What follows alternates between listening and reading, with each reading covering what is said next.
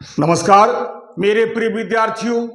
सबसे पहले Hindi educational channel में मैं आपका स्वागत करता हूं।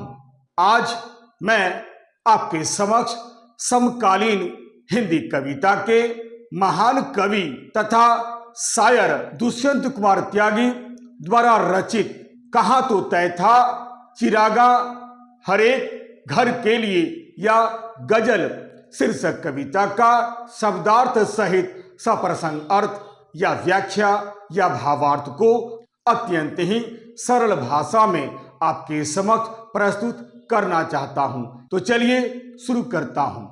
कविता का वाचन। कहाँ तो तय था चिरागा हरेक घर के लिए, कहाँ चिराग मयस्सर नहीं शहर के लिए। यहाँ दरख्तों के साये में धूप लगती है, चलो यहां से चलें और उम्र भर के लिए। न हो कमीज तो पांवों से पेट ढक लेंगे। ये लोग कितने मुनासिब हैं इस सफर के लिए। खुदा नहीं न सही आदमी का ख्वाब सही, कोई हसीन नजारा तो है नजर के लिए। वे मुतमईन हैं कि पत्थर पिघल नहीं सकता। मैं बेकरार हूं आवाज में असर के लिए। तेरा निजाम है सिल दे जुबान शायर की। ये एहतियात जरूरी है इस बहर के लिए। जिए तो अपने बगीचे में गुलमोहर के तले, मरे तो गैर की गलियों में गुलमोहर के लिए। आइए कविता का वाचन करने के बाद मैं इस कविता को संक्षेप में एक बार समझा देता हूं। चलिए शुरू करता हूं संक्षेप में कविता का मूल भाव। समकालीन हिंदी कविता के महान कवि दुष्यंत कुमार त्यागी द्वारा रचित कहाँ तो तय था चिरागा हरेक घर के लिए या गजल शीर्षक कविता का शब्दार्थ सहित सप्रसंग अर्थ या व्याख्या या भावार्थ। कहाँ तो तय था चिरागा हरेक घर के लिए या गजल दुष्यंत कुमार त्यागी द्वारा लिखित एक बड़ी ही सुंदर कविता है। इस कविता की रचना सन 1975 ईस्वी में हुई थी। यह कविता इनकी लोकप्रिय गजल संग्रह साये में धूप से ली गई है। यह एक व्यंग्यात्मक कविता है। इस कविता की रचना या इस गजल की रचना दरअसल भारत को आजादी मिलने के बाद की गई थी। आजादी मिलने के बाद हमारे देश में कई समस्याएं उत्पन्न हो गई। ये समस्याएं खत्म होने के स्थान पर बहुत अधिक बढ़ गई। दुष्यंत कुमार जी ने इस कविता के माध्यम से भारतवर्ष को आजादी मिलने के बाद उत्पन्न जन सामान्य की पीड़ा को बड़े ही सुंदर ढंग से उजागर किया है तथा सभी समस्याओं पर दृष्टिपात करते हुए सामान्य जन के प्रति असीम संवेदना को प्रकट करते हुए उसके समूल विनाश के लिए आवाज उठाने के लिए भी प्रेरित किया है और अवसर पड़ने पर क्रांति का भी मार्ग अपनाने के लिए प्रेरित किया है। आइए कविता के बारे में संक्षेप में बताने के बाद अब मैं व्याख्या शुरू करता हूं। चलिए शुरू करता हूं। दुष्यंत कुमार त्यागी द्वारा रचित कहाँ तो तय था चिरागा हरेक घर के लिए या गजल शीर्षक कविता का शब्दार्थ सहित सप्रसंग अर्थ या व्याख्या या भावार्थ। आइए मैं दो दो पंक्तियों को पढ़ता हूं, फिर अर्थ बताते हुए व्याख्या शुरू करता हूं। पहली दो पंक्ति। कहाँ तो तय था चिरागा हरेक घर के लिए, कहाँ चिराग मयस्सर नहीं शहर के लिए। आइए सबसे पहले कठिन शब्दों का अर्थ मैं आपको बता देता हूं, फिर व्याख्या करता हूं। शब्दार्थ। तय यानी निश्चित, चिरागा या फिर चिराग यानी दीपक या रोशनी या प्रकाश। जैसे दिवाली के समय दिया या प्रदीप जलाकर चारों तरफ रोशनी फैलाते हैं। यहाँ रोशनी का अर्थ खुशहाली से है, प्रसन्नता से है, सुखद जीवन से है। हरेक यानी प्रत्येक, मयस्सर यानी उपलब्ध होना। आइए शब्दों का अर्थ बतलाने के बाद अब मैं संदर्भ आपके सामने प्रस्तुत कर देता हूं। संदर्भ, प्रस्तुत पंक्तियां हमारी पाठ्य पुस्तक। यहां पर आप पाठ्य पुस्तक का नाम लिखिएगा जो पुस्तक आपके यहां पढ़ाई जाती है। के पाठ, कहाँ तो तय था, चिरागा हर एक घर के लिए या गजल नामक शीर्षक कविता से ली गई है। इस कविता के रचनाकार दुष्यंत कुमार त्यागी जी हैं। दुष्यंत कुमार त्यागी जी समकालीन हिंदी कविता के सर्वाधिक लोकप्रिय कवि हैं। यही नहीं, दुष्यंत कुमार त्यागी जी एक लोकप्रिय गजलकार भी हैं। आइए संदर्भ बतलाने के बाद अब मैं प्रसंग आपके सामने प्रस्तुत करने का प्रयास करता हूं। प्रसंग, प्रस्तुत कविता में कवि ने आजादी के बाद की स्थिति को बड़े ही सुंदर ढंग से बतलाने का प्रयास किया है। साथ ही साथ समाज के अभावों और उनके प्रति लापरवाह और निष्क्रिय लोगों को भी जगाने का प्रयास किया है। यह कविता इनकी लोकप्रिय गजल संग्रह साए में धूप से ली गई है, जिसकी रचना इन्होंने 1975 ईस्वी में की थी। यह कविता कविता ना होकर देश में बैठे हुए सत्ताधारी नेताओं पर लिखा गया एक व्यंग्यात्मक गजल है। आइए अब मैं पहले की भांति दो पंक्तियों को पढ़ता हूं, फिर इसकी व्याख्या करता हूं। पहली दो पंक्ति, कहाँ तो तय था चिरागा हर एक घर के लिए, कहाँ चिराग मयस्सर नहीं शहर के लिए।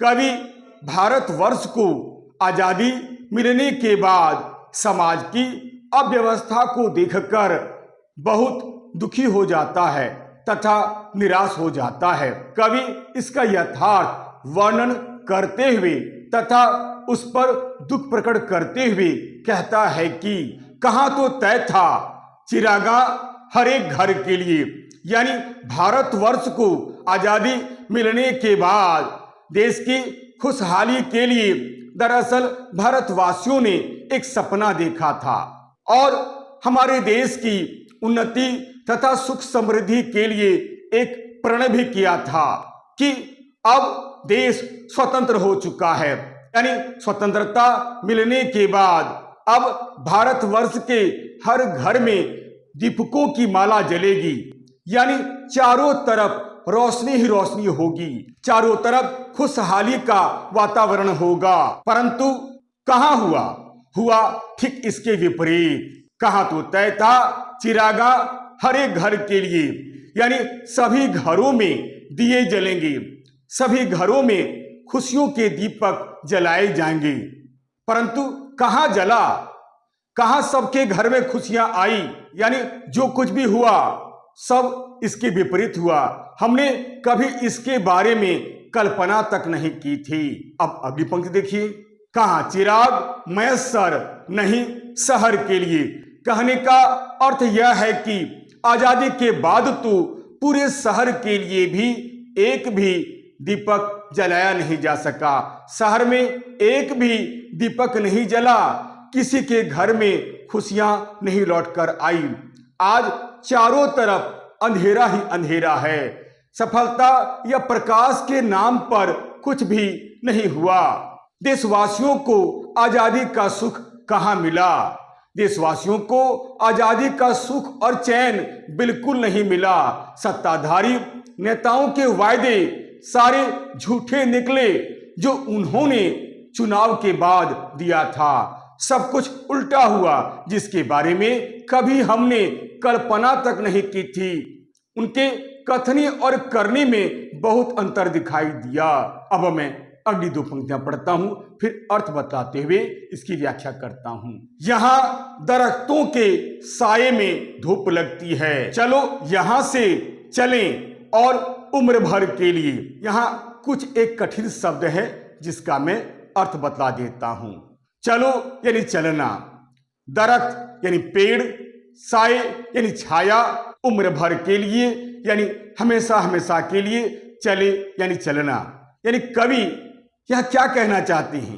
कभी यहाँ यह कहना चाहते हैं कि यहाँ दरख्तों के साये में धूप लगती है। कहने का अर्थ यह है कि भारतवर्ष को आजादी मिलने के बाद यहाँ की स्थिति बिल्कुल विपरीत हो गई। कवि स्वतंत्र भारत का यथार्थ चित्रण करते हुए आगे कहते हैं कि हे भारतवासियों, आजादी के बाद यहाँ की स्थिति ऐसी हो गई कि हम क्या कहें। जो राज सत्ता और शासन व्यवस्था मनुष्य को सुख देने के लिए बनाए गए थे, वही आज जन सामान्य के लिए दुखदाई बन गई। कहने का यह अर्थ यह है कि यहाँ तो ऐसे दरख्त या पेड़ हैं कि मैं उनके बारे में क्या कहूँ, जिनकी छाया में बैठने से हमें छांव मिलना चाहिए था। आज वही दरख्त या पेड़ के नीचे बैठने से हमें छांव मिलने के बजाय धूप लगती है, हमें उस पेड़ से धूप मिलती है। कैसी विचित्र स्थिति है, कैसा विरोधाभास है। सामान्यतया पेड़ के नीचे बैठने से लोगों को छांव मिलनी चाहिए थी, लेकिन अब जो है पेड़ के नीचे बैठने से हमें छाया नहीं मिलती है। इसीलिए कभी कभी मन उदास हो जाता है। अर्थात आजादी मिलने के बाद यहाँ की शासन व्यवस्था और शासक ऐसे हो गए हैं कि उनके आश्रय में रहकर हमें निराशा ही हाथ लगी। किसी भी तरह का सुख चैन हमें नहीं मिला, बल्कि कष्ट ही कष्ट मिला। आजादी के बाद हमारे देश के नेताओं ने देश के सुख चैन के लिए उन्होंने कुछ नहीं किया। उन्होंने हमें कभी भी सुख और चैन से रहने नहीं दिया। प्रत्यक्ष या परोक्ष रूप से हमारा ही शोषण किया। यह सब देखकर कभी कभी मन बहुत उदास हो जाता है। क्या हमने इसी दिन के लिए अंग्रेजों की गुलामी से मुक्ति पाने के लिए संघर्ष किया था, लड़ाइयां लड़ी थी, यह सोचकर कि अच्छे दिन आएंगे, परंतु अच्छे दिन कभी नहीं आए। अब मैं अगली पंक्ति पढ़ता हूं।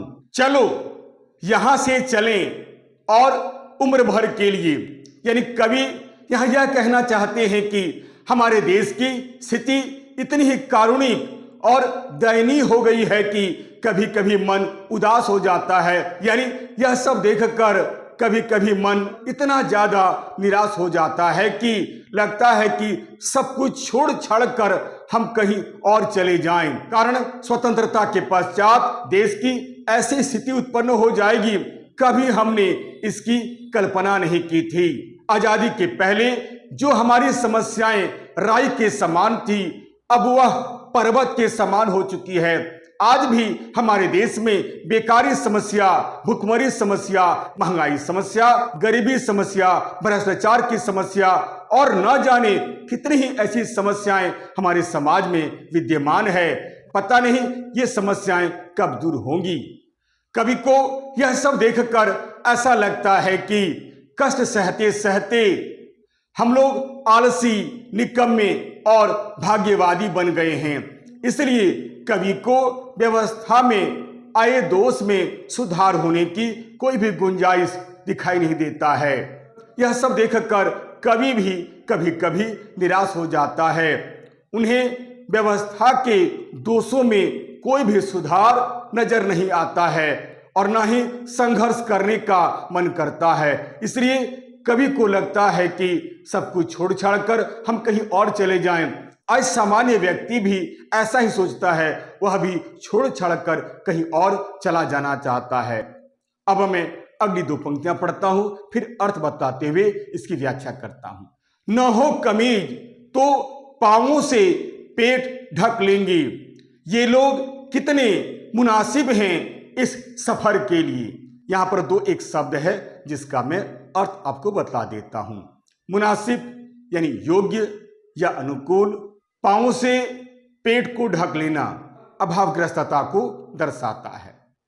न हो कमीज तो पांवों से पेट ढक लेंगे, ये लोग कितने मुनासिब हैं इस सफर के लिए। यानी कभी कहते हैं कि आज भारतवासी अभावग्रस्तता का जीवन जीते जीते तथा अत्याचार सहते सहते ऐसे हो गए हैं कि क्या कहा जाए। आज ये बहुत ही दीनहीन, लाचार, बेबस तथा मजबूर हो गए हैं। यही नहीं, ये बहुत ही दबे हुए और कुचले हुए हो गए हैं। इन्हें कोई भी दबा सकता है, इन्हें कोई भी कुचल सकता है। कारण अब इनमें विरोध करने की ताकत नहीं है। ये कभी भी अपने ऊपर होने वाले अन्याय, अत्याचार का विरोध नहीं करते हैं। इसलिए अब ये सोच लेते हैं कि हम गरीबी में जीवन जी लेंगे, कष्ट में जीवन बिता देंगे, किंतु अपने उद्धार के लिए कभी भी प्रयत्न नहीं करेंगे।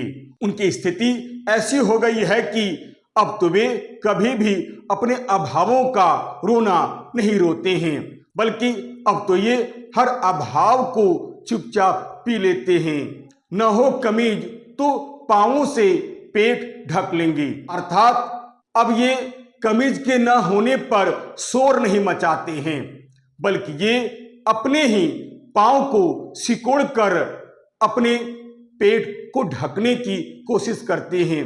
ये अपने अधिकारों के लिए कभी भी संघर्ष नहीं करते हैं।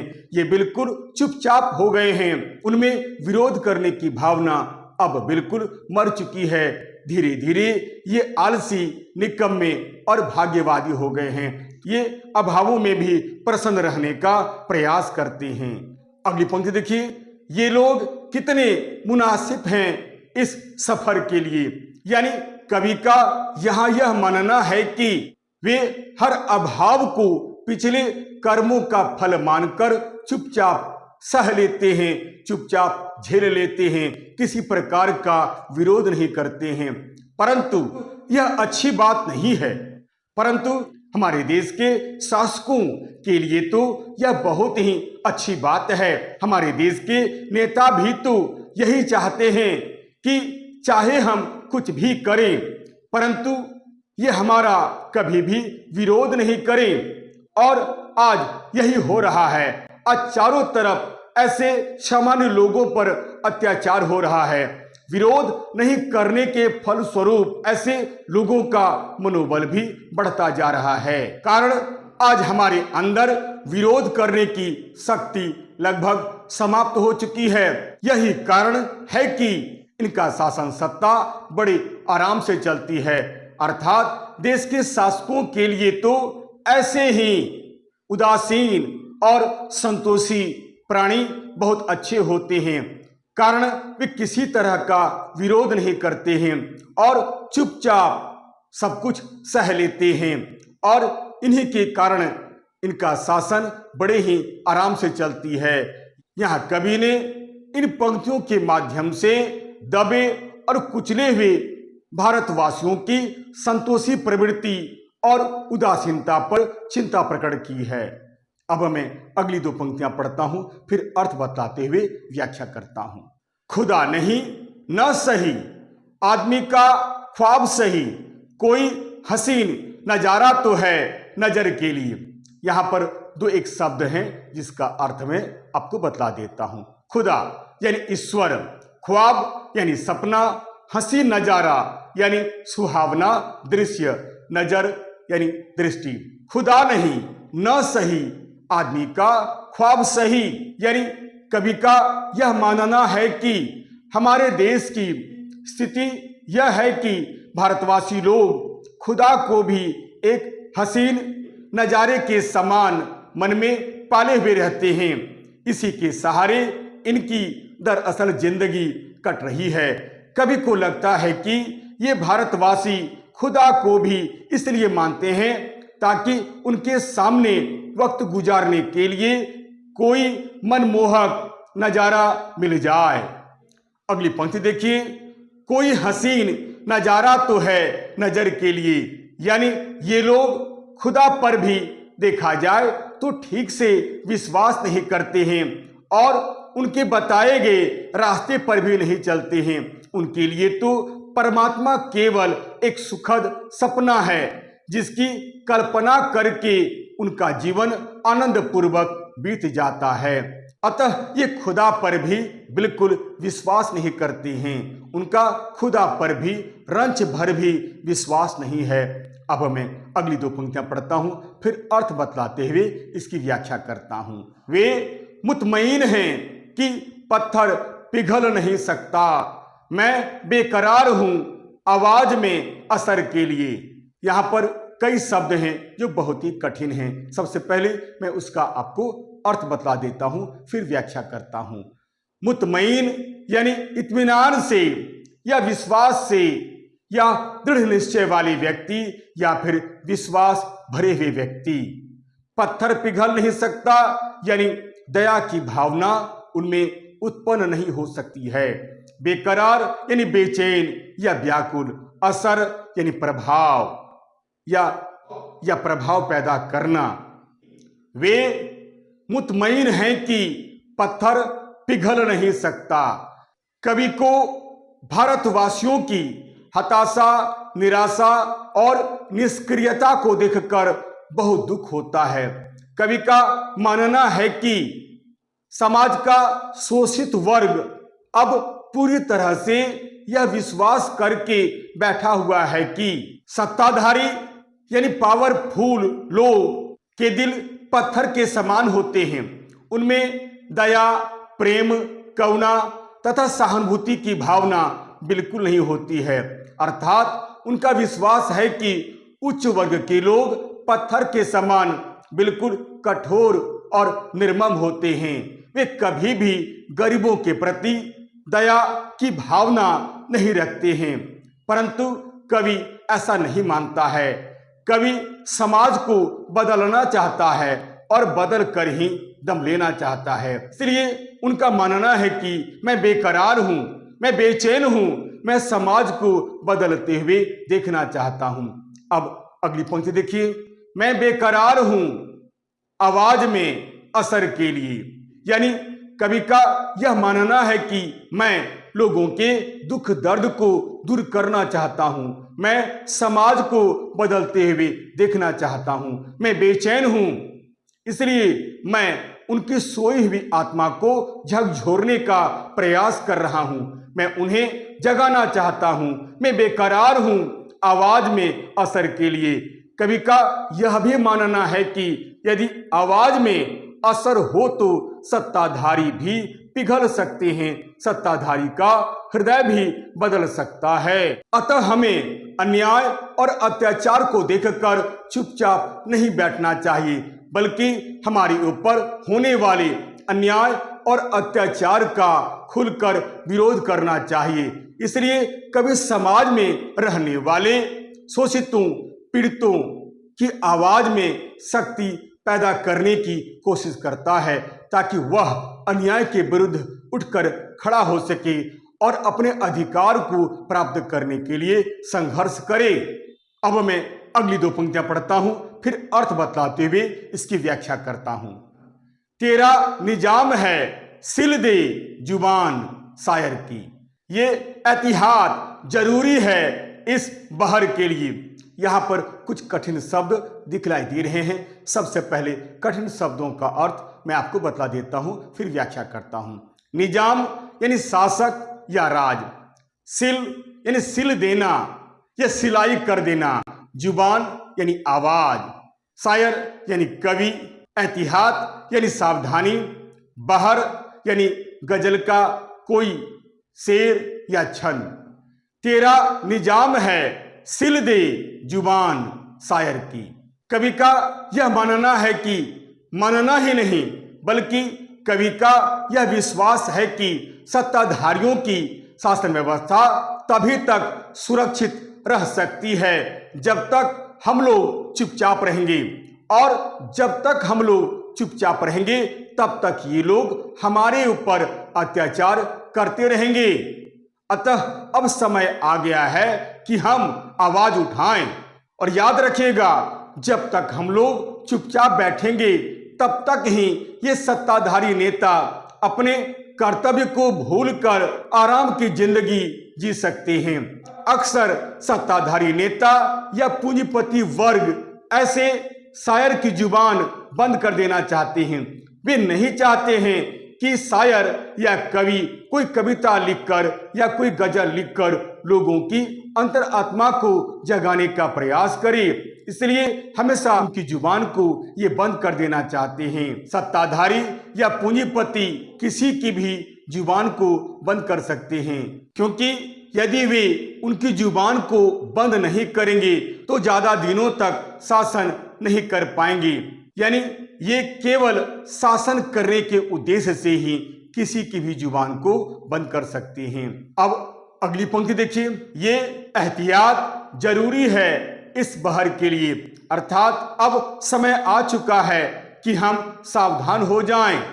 सामाजिक बदलाव हेतु एक साथ मिलकर आपस में अपनी आवाज को बुलंद करें, अपने अंदर शक्ति पैदा करें ताकि अन्याय के विरुद्ध हम लड़ सकें। कवि को पूर्ण विश्वास है कि जन आंदोलन से हर परिवर्तन संभव है, अतः हमें निराशावादी नहीं बल्कि हमें आशावादी होना चाहिए, तभी समाज में बदलाव आएगा। अब मैं इस कविता की अंतिम 2 पंक्तियां पढ़ता हूं, फिर अर्थ बताते हुए इसकी व्याख्या करता हूं। जिए तो अपने बगीचे में गुलमोहर के तले, मरे तो गैर की गलियों में गुलमोहर के लिए। यहाँ पर 2 एक कठिन शब्द है जिसका अर्थ मैं आपको बता देता हूं, फिर व्याख्या करता हूं। जिए यानी जीना, गुलमोहर, गुलमोहर का अर्थ यहाँ पर एक पेड़ है, एक ऐसा पेड़ जो फूलदार होता है। तले यानी नीचे, गैर यानी दूसरा या विरोधी या फिर अन्य। जिए तो अपने बगीचे में गुलमोहर के तले, मरे तो गैर की गलियों में गुलमोहर के लिए। कवि अंतिम पंक्तियों में हमारे मन में देश प्रेम की भावना को जगाना चाहता है, साथ ही साथ अपने कर्तव्य की ओर भी हमें उन्मुख करना चाहता है। कवि अंत में कहते हैं कि हमारा अब यही कर्तव्य बनता है, हमारा अब यही धर्म बनता है कि हम अपने बगीचे में जिए और इसी गुलमोहर के लिए जिए, और गैर की गलियों में मरे तो भी इसी गुलमोहर के लिए। ध्यान दीजिएगा, गुलमोहर का अर्थ यहाँ पर एक पेड़ है, परंतु कवि गुलमोहर पेड़ के माध्यम से यह कहना चाहता है कि हम अपने देश के लिए जिए, हम अपने वतन के लिए जिए। ध्यान दीजिएगा, गुलमोहर एक प्रकार से एक पेड़ होता है। यहाँ यह सपनों के भारत का प्रतीक बनकर सामने आया है। कवि ऐसे भारत के लिए जीना चाहता है जो आदर्श है, जो मनोरम है, जो सुखद है, जो सुंदर है। इसलिए यदि उसे बेघर भी होना पड़े तो भी वह इन सपनों को पूरा करे, यानी वह जिए तो अपने देश के लिए जिए और मरे तो भी अपने देश के लिए मरे। कवि अत्याचारियों से घोर संघर्ष करते हुए भी मरना पसंद करता है, यानी कभी अन्याय के विरुद्ध लड़ते हुए मरना भी स्वीकार करता है। जिए तो अपने बगीचे में गुलमोहर के तले, मरे तो गैर की गलियों में गुलमोहर के लिए। आशय यहाँ यह है कि समाज कल्याण ही अब हमारा धर्म होना चाहिए। हम इसी के लिए जिएंगे और इसी के लिए मरेंगे, हमारा अब यही कर्तव्य होना चाहिए। अतः कवि शोषितों की आवाज में विद्रोह और प्रभाव को भरना चाहता है, उन्हें हर प्रकार से जगाना चाहता है। अतः अब समय आ गया है कि हम सब उठें और अपने अधिकारों को प्राप्त करने के लिए संघर्ष करें, क्योंकि जनता अब कष्ट सहते सहते उब चुकी है, थक चुकी है। अब इंतजार का समय भी खत्म हो चुका है और संघर्ष का समय आ चुका है। कभी अब निश्चित भी हो चुका है कि अब क्रांति होकर रहेगी, अब हमारी क्रांति की आवाज बुलंद होकर रहेगी। यह कवि निराश हताश भारतीय जनों को जगाने का प्रयत्न करता है।